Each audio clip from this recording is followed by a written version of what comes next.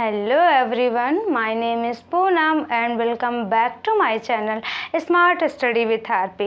So friends, आज का हमारा वीडियो संविधान से रिलेटेड है। संविधान में बात करी जाए तो हम लोग का जो चैप्टर चल रहा था वो था मौलिक अधिकार। मौलिक अधिकार में हम लोगों ने जो पिछली क्लास हुई थी उसमें चौथे मौलिक अधिकार के बारे में बात किया था, जिसका नाम था धार्मिक स्वतंत्रता का अधिकार।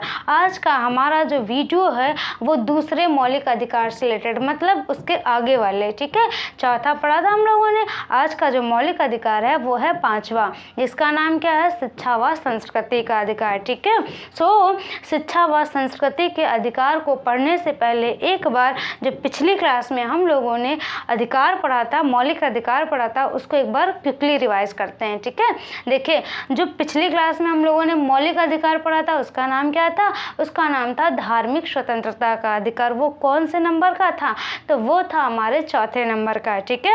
अनुच्छेद की बात करी जाए तो अनुच्छेद 25 से 28, ठीक है। अब हम 25 से 28 यानी 25, 26, 27, 28 चार अनुच्छेद के बारे में क्विकली रिवाइज करते। देखिए, अनुच्छेद 25 में क्या कहा गया था, व्यक्तिगत धार्मिक स्वतंत्रता की बात करी गई थी, यानी अंतःकरण की बात करी गई थी, ठीक है। और उसके बाद अनुच्छेद 26 में क्या कहा गया था, सामूहिक धार्मिक स्वतंत्रता की बात करी गई थी, ठीक है। और उसके बाद अनुच्छेद 25 हो गया। 26, 27 में क्या कहा गया था, 27 में कहा गया था कि जो धार्मिक कार्यों के लिए रखा गया धन है वो टैक्स फ्री होगा, ठीक है, उस पर टैक्स नहीं लगेगा। लेकिन आपकी सुविधा के लिए जो सरकार है वो कुछ फीस ले सकती है, जैसे एंट्री फीस लगती है ना। अब आगे बात करते हैं, ये हो गया 25, 26, 27 और 28 में क्या कहा गया, तो 28 में कहा गया था कि जो सरकारी खजाने से जो भी संस्थान चल रहे हैं ना उसमें धार्मिक शिक्षा नहीं दी जाएगी और ना ही किसी बच्चे को, वहाँ पे पढ़ने वाले किसी भी बच्चे को धार्मिक कार्यों के लिए बाध्य किया जाएगा, ठीक है। तो ये था हमारा धार्मिक स्वतंत्रता से रिलेटेड अधिकार, ठीक है। ये हमने क्विकली रिवाइज कर लिया। अब हम बात करते हैं जो आज का हमारा वीडियो है नेक्स्ट अधिकार के बारे में। नाम क्या है, शिक्षा व संस्कृति का अधिकार, उसके बारे में बात करते हैं। देखिए, शिक्षा व संस्कृति का जो अधिकार है वो किस अनुच्छेद से किस अनुच्छेद तक है, तो बस दो अनुच्छेद है यहाँ पे। कौन कौन से, 28 तक वहाँ बात हो चुकी थी, ये 29 और 30 इसमें आएंगे, ठीक है। अब देखिए, अनुच्छेद 29 में क्या कहा गया है, तो अनुच्छेद 29 में कहा गया है कि अल्पसंख्यकों के हितों का संरक्षण, जो अल्पसंख्यक वर्ग हैं उनके हितों का संरक्षण। अब पहले समझते हैं अल्पसंख्यक क्या होता है, ठीक है।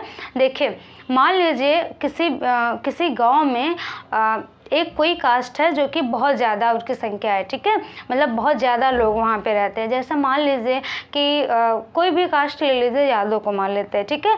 यादव कास्ट के लोग ज़्यादा हैं और वहाँ पे जनरल की बात करें जाए, किसी को ले लीजिए, जैसे ब्राह्मण मान लेते हैं, ठीक है।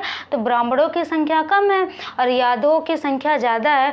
तो यहाँ पर आप खुद ही सोच सकते हैं कि यहाँ पर क्या होगा, यहाँ पर किसका बोलबाला होगा, सबसे ज़्यादा यादव का होगा। जिसकी संख्या ज़्यादा होगी उसका बोलबाला ज़्यादा होगा और जिसकी संख्या कम होगी उसका बोलबाला कम ही होगा। यानी कि एक तरीके से देखा जाए, चाहे कितना भी कोशिश करें लेकिन इनडायरेक्टली रूप से वो दब ही जाएंगे, है ना। सो अब मान लीजिए समाज में तो ये चीज़ है ही है, और दूसरी चीज़ सरकार भी उनको, मतलब कोई प्रावधान ना हो उससे रिलेटेड, सरकार भी उनको दबा दे तो क्या होगा, जो मेजॉरिटी है वो माइनॉरिटी को दबा देगी, है ना, और पूरी तरीके से वो तो धस ही जाएंगे, यानी दब ही जाएंगे अगर सरकार भी कोई प्रावधान नहीं करेगी उससे रिलेटेड, है ना। तो इसी चीज़ को ध्यान में रखकर संविधान में कहा गया जो माइनॉरिटी है ना उसको कुछ छूट दे दी जाए, है ना, कुछ छूट दे दी जाए ताकि इनको कोई दबा ना सके। अब आपको माइनॉरिटी समझ में आई कि अल्पसंख्यक कौन हुए। जैसे मैंने बताया कि यादवों की संख्या ज़्यादा है और जो जिनकी संख्या कम है वो क्या कहलाएंगे, वो अल्पसंख्यक कहलाएंगे, और जिनकी संख्या ज़्यादा है वो बहुसंख्यक कहलाएंगे। तो जो मेजॉरिटी है वो क्या करेगी, माइनॉरिटी को दबा देगी। तो ये जो मेजॉरिटी है वो माइनॉरिटी को दबा ना सके, इसलिए संविधान में कहा गया कि जो माइनॉरिटी है ना उसको कुछ छूट दे दी जाए ताकि इनको मेजॉरिटी माइनॉरिटी को दबा ना सके, ठीक है, और ये अपना डेवलप भी कर सके, अपना विकास कर सकें। सो इसी चीज़ को ध्यान में रखकर अनुच्छेद 29 जोड़ा गया और इसमें कहा गया कि अल्पसंख्यकों जो अल्पसंख्यक वर्ग है उनके हितों का संरक्षण किया जाएगा, ठीक है। अब किस प्रकार संरक्षण किया जाएगा ये देखते हैं। तो इसमें कहा गया कि जो अल्पसंख्यक है ना, उनकी संस्कृति, भाषा, लिपि, जाति, धर्म, इनके आधार पे आप किसी भी शिक्षण संस्थान में एडमिशन लेने से नहीं रोक सकते, ठीक है। अब समझते हैं, यहाँ पहली बात करी गई है संस्कृति की। तो संस्कृति क्या होती है? जैसे मान लीजिए हिंदू धर्म में क्या होता है, नमस्ते बोलते हैं, है ना, गुड मॉर्निंग, ये सारी चीज़ें बोलते हैं। वहीं पे अगर मुस्लिम की बात करी जाए तो वहाँ पे क्या बोला जाता है, सलाम वालेकुम और क्या क्या आदाब करके बोला जाता है। तो हम इस आधार पे नहीं रोक सकते कि आप नमस्ते करने वाले हो, आपको हम एडमिशन नहीं देंगे, या फिर आप सलाम वालेकुम बोलने वाले हो। ये एक प्रकार की संस्कृति है उस धर्म से रिलेटेड।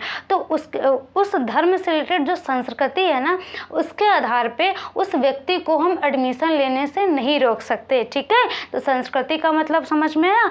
आगे क्या है, भाषा के आधार पे मान लीजिए कोई उर्दू बोलने वाला है, ठीक है, और किसी स्कूल में जाता है एडमिशन के लिए, तो हम उसकी भाषा के आधार पर उसको नहीं रोक सकते कि तुम उर्दू बोलने वाले हो, आपका एडमिशन यहाँ नहीं होगा, ठीक है। तो इस आधार पे भी हम उसको एडमिशन लेने से नहीं रोक सकते। आगे क्या है, आगे है लिपि, भाषा, जैसे हिंदी भाषा है और लिपि देवनागरी है, उसकी देवनागरी लिपि इधर से इधर लिखी जाती है, यानी कि इधर बाएं साइड से दाहिने साइड लिखी जाती है। वहीं पे अगर खरोष्टी की बात करें तो खरोष्टी इधर से लिखी जाती है, यानी दाहिने से बाएं की तरफ लिखी जाती है। तो भाषा अलग है और लिपि अलग है, ठीक है। तो हम किसी को ना ही भाषा के आधार पर कि नहीं भाई तुम इस साइड से इस साइड लिखने वाले हो या इस लिपि के हो, आपको एडमिशन नहीं लेने दिया जाएगा, तो हम ये भी नहीं कर सकते। यानी ना हम उसकी संस्कृति के आधार पे, ना ही भाषा के आधार पे, ना ही लिपि के आधार पे और ना ही जाति, ना ही धर्म के आधार पे उसको किसी भी शिक्षण संस्थान में शिक्षा ग्रहण करने से नहीं रोक सकते या एडमिशन लेने से नहीं रोक सकते, ठीक है। इस प्रकार अनुच्छेद 29 में बोला गया कि अल्पसंख्यकों के हितों का संरक्षण किया जाएगा। लेकिन यहाँ पे एक समस्या खड़ी हो गई। वो समस्या क्या है, देखिए, BN राव और जो भीमराव अंबेडकर हैं, इनके बीच बहस हुई। बहस किस चीज़ को लेकर हुई कि ठीक है, अनुच्छेद 29 में हमने उनके हितों का संरक्षण करने के लिए इतनी स्वतंत्रताएं दी, इतना अधिकार दिया कि इस आधार पे कोई भी शिक्षण संस्थान में उसको नहीं रोक सकता एडमिशन लेने से, भाषा के आधार पे नहीं रोक सकता, लिपि के आधार पे नहीं रोक सकता, धर्म या जाति के आधार पे नहीं रोक सकता। लेकिन मान लीजिए, एक एग्जाम्पल के तौर पे इसको समझते हैं, मान लीजिए कोई जैन धर्म का व्यक्ति है दिगंबर संप्रदाय से, किससे, जैन धर्म का है, ठीक है। धर्म देखिए यहाँ पे धर्म क्या है, यहाँ बोला गया कि धर्म के आधार पे हम किसी को एडमिशन लेने से नहीं रोक सकते, ठीक है। लेकिन एग्जाम्पल में मैं बता रही हूँ कि मान लीजिए कोई जैन धर्म का लड़का है, ठीक है, कोई जैन धर्म का व्यक्ति है, वो भी दिगंबर संप्रदाय से। दिगंबर संप्रदाय में क्या होता है, वस्त्र नहीं पहनते हैं, ठीक है, वो उघारे रहते हैं अगर गाँव की लैंग्वेज में बोला जाए।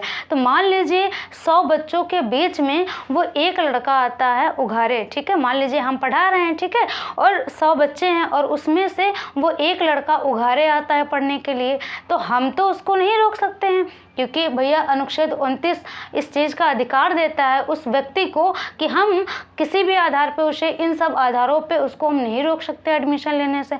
तो हम तो नहीं रोक सकते हैं ना, वो आएगा, उसको भैया बिठाएंगे ढांक वाँक के, ठीक है। लेकिन होगा क्या, जो और बच्चे हैं वो क्या करेंगे, और बच्चे क्या कहेंगे, आप ये चीज़ तो अच्छे समझ रहे हैं कि कोई उघारे पढ़ने आया है और जो और बच्चे हैं वो क्या कुछ बोलेंगे नहीं, अरे देखो देखो उघारे उघारे पढ़े हैं, है ना। तो ये चीज़ थोड़ा ना उसको खुद ही ऑकवर्ड फील होगा, बहुत ही अटपटा फील होगा, वो ना इतना टॉर्चर हो जाएगा कि खुद ही नहीं पढ़ने आएगा। सो ये प्रॉब्लम क्रिएट हुई, जब बहस हुई तो ये प्रॉब्लम क्रिएट हुई। अगर ऐसा हुआ तब क्या होगा, इसके लिए भी कोई प्रावधान होना चाहिए। तो इस चीज़ को ध्यान में रखकर अनुच्छेद 30 जोड़ा गया। ठीक है, अब अनुच्छेद 30 में क्या कहा गया? अनुच्छेद 30 में कहा गया कि यदि कोई भी व्यक्ति या कोई भी अल्पसंख्यक बहुसंख्यक के बीच में शिक्षा ग्रहण करने में संकोच महसूस करता है, ठीक है, अटपटा महसूस करता है, तो वो क्या करेगा? वो ना अपने लिए शिक्षण संस्थान खोल सकता है। ठीक है, कोई भी अल्पसंख्यक व्यक्ति या कोई भी अल्पसंख्यक अगर बहुसंख्यक के बीच में शिक्षा ग्रहण करने में संकोच महसूस कर रहा है, संकोच कर रहा है, तो वो अपने लिए क्या कर सकता है? शिक्षण संस्थान की व्यवस्था कर सकता है या शिक्षण संस्थान की स्थापना कर सकता है। और उसके जो भी वहाँ पे टीचर होंगे उनको सैलरी कौन देगा? तो उनको सैलरी सरकार देगी। ठीक है, जैसे यहाँ पर दे रही थी वैसे यहाँ पर भी देगी। तो आपको समझ में आया कि 29 और 30 में दोनों में अल्पसंख्यकों की ही बात करी गई है, लेकिन यहाँ पे मतलब कि यहाँ पे किसकी बात करी गई है? तो यहाँ करी गई किसी भी शिक्षण संस्थान में आप जाने से नहीं रोक सकते या पढ़ने से नहीं रोक सकते। और यहाँ पर क्या कहा गया है? यहाँ पे कहा गया है कि वो अगर बहुसंख्यक के बीच में संकोच महसूस कर रहे हैं, संकोच कर रहे हैं, तो वो अपने लिए या अपने खुद के लिए क्या कर सकते हैं? शिक्षण संस्थान की स्थापना कर सकते हैं और उसके लिए जो खर्चा आएगा वो सरकार करेगी, यानी सरकार देगी। ठीक है, सो इसी में एग्जाम्पल किसका आता है? मदरसा का। ठीक है, मदरसा में उर्दू और अरबी पढ़ाई जाती है। अब आपको लग रहा होगा कि ये किसी धर्म से रिलेटेड है, लेकिन नहीं। आपको जैसे मान लीजिए एग्जाम्पल में किसी को संस्कृत पढ़ाया गया, किसी भी विश्वविद्यालय में संस्कृत पढ़ाया गया मान लीजिए, ठीक है, तो यदि हम किसी को कोई भाषा सिखाते हैं, ठीक है, अब संस्कृत किससे जुड़ी है? हिंदू धर्म से रिलेटेड है। अब हिंदू धर्म से है तो उसमें हिंदू धर्म के जो देवी देवता हैं उनकी बातें तो होंगी।